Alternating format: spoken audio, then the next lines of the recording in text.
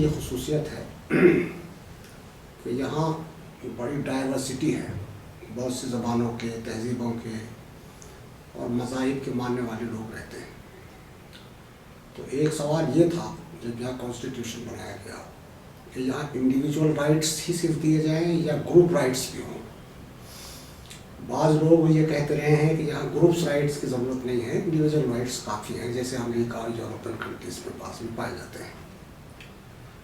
لیکن لوگوں کا اکثریت کا یہ خیال تھا کہ ہندوستان میں چونکہ ڈائیورسٹی ہے، پلورل سوسائٹی ہے، ہمیں سب کو ساتھ لے کر چلنا ہوگا اور سب کو حقوق دینے ہوں گے، رائٹس دینے ہوں گے۔ اس میں مائنورٹی کی بات بھی تھی، شیڈول کاسٹ کی بات بھی تھی، اور جو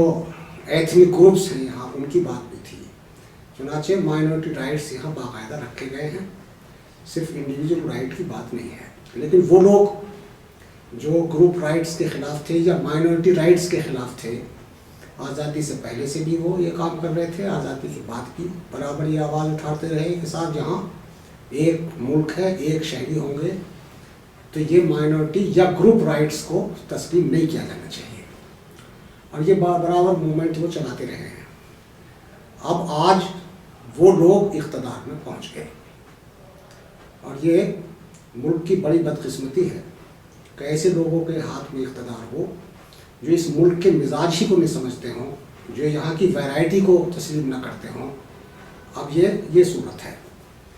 ویسے تو آزادی کے بعد ہی سے مائنورٹی رائٹس کا ذکر دستور میں ہم نے کیا، لیکن مائنورٹیز کو جس طرح سے حقوق ملنے چاہیے تھے وہ نہیں مل سکے، یعنی لکھی ہوئی چیز ایک رہی ہے اور حقوق ان کو نہیں دیے جا سکے عملاً۔ اس کی شکایت برابر یہاں مختلف گروپس کو رہی ہے، مائنورٹیز کو، چاہے وہ لنگوسٹک مائنورٹیز ہوں، چاہے وہ ریلیجیس مائنورٹیز ہوں، اور مسلمانوں کے ساتھ تو خاص طور سے یہ امتیاز بڑھتا جاتا رہا ہے۔ اب صورتحال یہ ہے کہ وہ گروپس جو یہاں کوئی ڈائیورسٹی کو تسلیم کرنے کے لیے تیار نہیں تھے اور جنہیں مائنورٹی لفظ ہی سے چڑ تھی، اب ان کے ہاتھ میں اقتدار ہے اور وہ ٹوٹلی چاہتے ہیں کہ وہ ایسیمیلیشن ہو جائے یہاں سارے شہریوں کا، سارے گروپس کا۔ تو وہ تو شاید کامیاب نہیں ہوں گے، اس لیے کہ یہ بات اس ملک کے مزاج کے خلاف ہے، اور یہاں پلورل سوسائٹی کو تسلیم کر کے ہی چلنا ہوگا۔ لیکن بڑے تکلیف کی بات ہے کہ وہ لوگ برابر اس بات کی کوشش کر رہے ہیں، کبھی وہ یکساں سول کوڈ کی بات نعرہ لگاتے ہیں، کبھی وہ لوگوں کو یہ ڈکٹیشن دینا چاہتے ہیں کہ لوگ کیا کھائیں، کیا پہنیں، فلاں چیز کو کھائیں، فلاں چیز کو نہ کھائیں۔ ان کے مزاج کے خلاف اگر کوئی بات سامنے آتی ہے تو اس پر حملے کرتے ہیں، بلکہ اس کی جان بھی لے لیتے ہیں، جیسا کہ اخلاق کے ساتھ ہوا۔ تو یہ بات صحیح نہیں ہے۔ مائنورٹی رائٹس حاصل ہیں، ان کو پوری طرح سے دیا جانا چاہیے، ورنہ اس ملک میں مسائل پیدا ہوں گے، اور